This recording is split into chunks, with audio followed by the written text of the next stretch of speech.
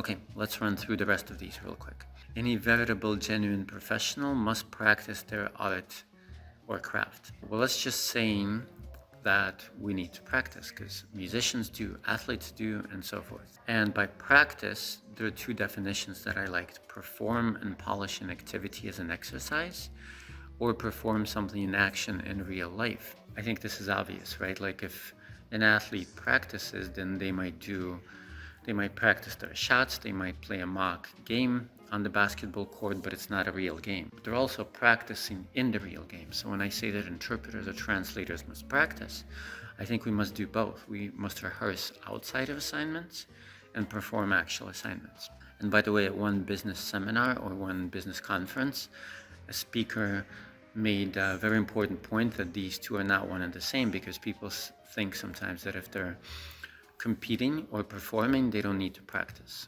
But these are different things. Of course, if you're interpreting like a 50-hour week, then you don't have much time to practice, and definitely the actual performance is your practice. But when you're not performing, it's good to practice, because you can do things in practice that you can't do in a performance. You can play with something, you can try it this way and this way. Like, for example, if I'm playing a chess game and it's not a real tournament, I can say, but what about this move? What if I had made this move? What would the position on the board be like? Okay, next, context plays a vital role in interpreting and translation, influencing not only the register, style, and word choice, but to a degree, the very meaning as well. So we know this.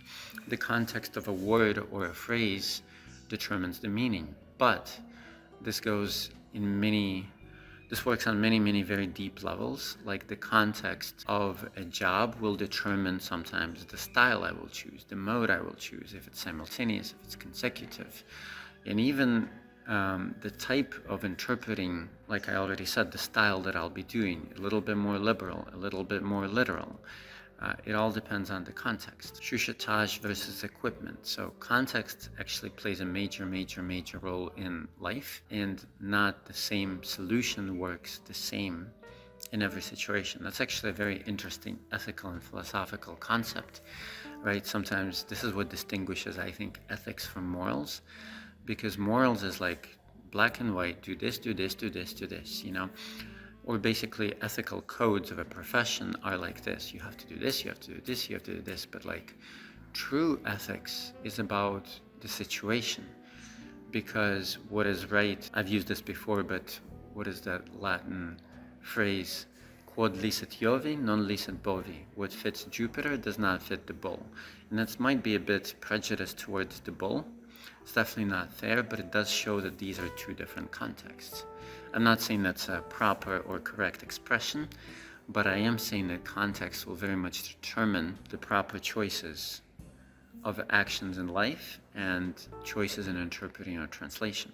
And the ATA test actually even proves this. They say, you're translating this text for, and they give you the audience. Okay, let's move on. There are 4 proper ways, maybe more, to interpret or translate idioms. The ATA gives 2. So here you see Vladimir in action, because I'm rule breaking. The ATA says you find an equivalent, right? Like this is the one I always use, and I'm sorry again, I'm a little tired, so I'm just going to use a beat up idiom, something like between the rock and the hard place. And in Russian we say between the hammer and the anvil. So that's an equivalent. Or if I couldn't think of an equivalent, I would just say between 2 tough choices, or between 2 impasses, or something of the sort. Now, I think that there are 2 more choices. You can actually use the original, the source language idiom, and say something like, as we say in Russian, between the hammer and the anvil. And if it's figurative enough, it will be understood. And also if your intonation and whatever are good enough. Or you can actually invent your own, but making sure that it makes sense. Like using the same idiom, you might say, between a cop and a prosecutor. It makes sense. I just made this up on the fly right now, but it makes sense. Okay, so use your own imagination. Okay, these next ones still fall under the axioms, but I think that they're more tips on the interpreter's. This is more specifically probably interpreter's character, but they still fall under these axioms. Assume, pretend, and act like there is nothing, absolutely nothing, that can trip you up. And this just follows the principle of fake it till you make it. Pretend you're a veteran interpreter. Like, what good does it do if you're just out of college and you're on your first assignment, if you're going to be nervous and thinking, I can't, or even if you're thinking, I can't, it's not going to change much. So pretend like there's nothing that can trip you up and it's going to become the truth. Stay in control of the whole conversation, of all communication flows. This is punched up many times in different modules on court interpreting. They say you have the right to control the communication, not only in court. Might be a little harder in diplomacy, and this is where context comes into play, but as a general principle, we have the right to control the communication so that we can do our job. I did that just today in a preliminary court hearing. I got to shut up the lawyer. I wouldn't call it shut up, but, to interrupt him a few times and say, excuse me, the interpreter needs to interpret. Not maliciously necessarily. Okay, this next one is good and I talk about it a lot, but if anybody wrongly challenges your interpretation or translation, defend it boldly, bravely, and to the death, or here it says to the victorious end. If they rightly challenge it, acknowledge the mistake, correct it, and move on. There should be no ego battles about who is right, for the true question lies in what is right. Wow, that seems very beautifully parsed and written. But the basic idea is, who cares who is right? Because what we truly care about is what is right. And in fact, when I'm reading this, a lot of the conflicts I've had with interpreters and translators come down to this. Like, I personally operate by this principle. Like, if I'm faulty in anything else, it's just not this.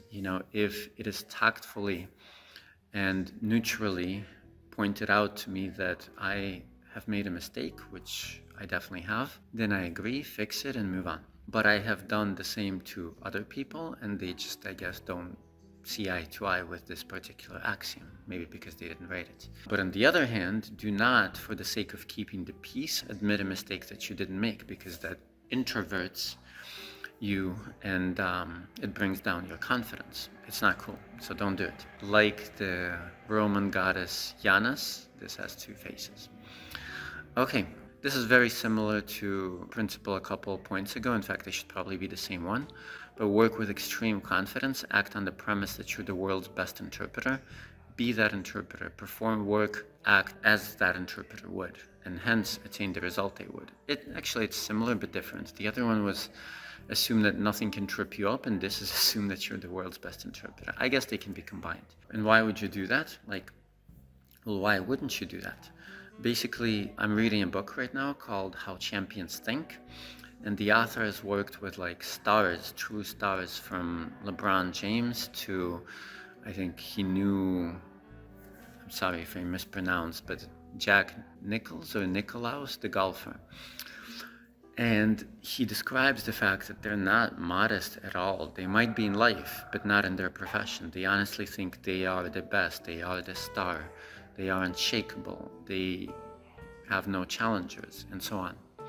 There's nothing wrong with thinking like that about yourself in your profession, but it shouldn't be vain. It should obviously come with a lot of practice and a lot of sweat, figuratively speaking. Okay, it is better to make a mistake confidently rather than sheepishly. Why? Again, because if you make it sheepishly, you draw a lot of attention to the mistake, to yourself, and so on. I mean, it's better not to make mistakes, but it's better to be confident in whatever. And if you made a mistake, you just fix it swiftly, or you write over it if it's not crucial. Whether or not a mistake is crucial you should use your own judgment.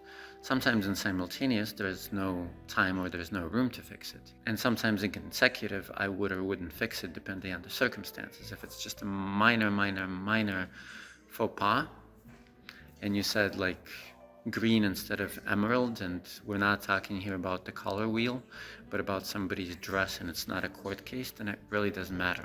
But yeah, this next one is really cool because it's philosophical. Be the speaker. In other words, know what he or she said rather than trying to remember or memorize it. To some degree, this is possible. Obviously, you're not going to turn into somebody else. You're not going to metamorphose into that person. But to some degree, you are being the speaker, because we honestly, philosophically speaking, we can be anything or anyone we wish and assume their traits and know what they wanted to say or are saying. This, believe it or not, you don't have to believe me, I can often read people's minds. Like, I know what they're going to say before they say it. I know what they mean when they say something else. Whether that's an interpreting skill or a wizard skill, I don't know.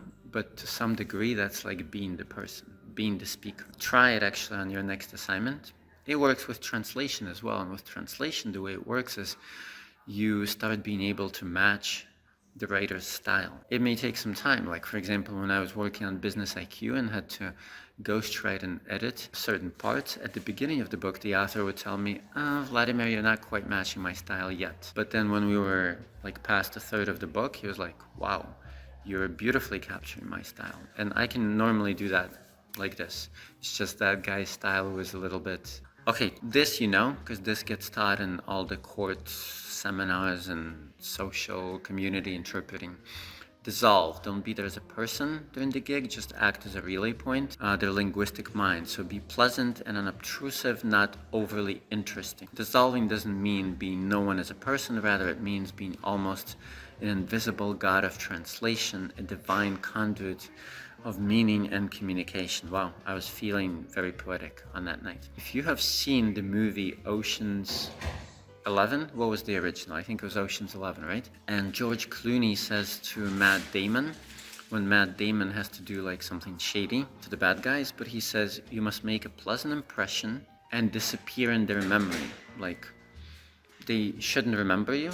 Yeah, and that's it. So that's how I think of an interpreter. We can definitely have our colorful, flamboyant personality at like a social gala after or before, and I never try to be gray and sheepish and so on. But during the assignment, the whole point here is not to be interesting, but to be interested. Because many people try to be interesting. They draw too much attention to themselves. Like, I'll give you an example. One guy, we were at this party, it was the last day of the delegation, and he was basically interpreting jokes and toasts, and he was saying, so, you know, he says, she says, while the speaker wasn't. And I was like, but why are you doing that? He said, well, I'm just trying to punch up their speech and make it more interesting. And I was like, no, there's no need. You can punch it up in other ways. You can relay their intonation, or you can relay the spiciness of the joke. There's no need to speak from third person. So don't attract too much attention to yourself while you're being the interpreter. Okay, and last one, many people will probably kill me for this. Don't think.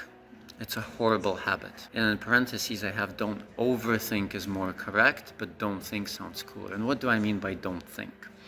Actually, today I know better what I mean than when I wrote these axioms. And again, in the book How Champions Think, Bob Costella, I think is the author's name, or maybe no, Bob Rotella, sorry. I'm sure Rick can show this book on the screen. But basically he says that when performers are performing, they're not trying to consciously monitor their every action. Like if a golfer starts thinking, okay, now I'm going to swing the club at this angle, or if a basketball star starts thinking about the trajectory of their shot, you know, whatever. It even works for chess players. Like, sure, chess players need to sometimes calculate candidate moves, but sometimes they just, especially in blitz, act on their intuition. The training comes beforehand. Like in Russian, we say, hard in training, easy in battle, right? Recently, I found a good equivalent, actually, in English, but that's an example of an idiom that would work on its own as well in the original. So, but the point is, don't overthink. Don't engage your cogwheels consciously so much that you get in your own way by thinking. At that point, especially in interpreting, not so much in translation, the idea is just to do. You have trained as best you can prior to that, and in the moment, you just need to spit out whatever comes to mind, as long as it's more or less, not more or less, as long as it's right. And that's actually probably should be maybe another axiom, is you're not necessarily striving for the best option. I mean, sure, you're striving for the best option you can come up with in the moment, but if what you come up with in the moment is the best in that moment, then it would be counterproductive to think of the best possible ideal option and keep thinking of it and interpreting, which actually differs from translation, because there I would sit and think of the best possible option. Okay, so don't think, don't overthink. All right, ladies and gentlemen, that probably concludes this particular segment. I'm very grateful for your attention. I hope that this helps you. Maybe I'll upgrade it to 33 because that's my favorite number. But at least now you know the secret of how Vladimir the translator or the interpreter thinks.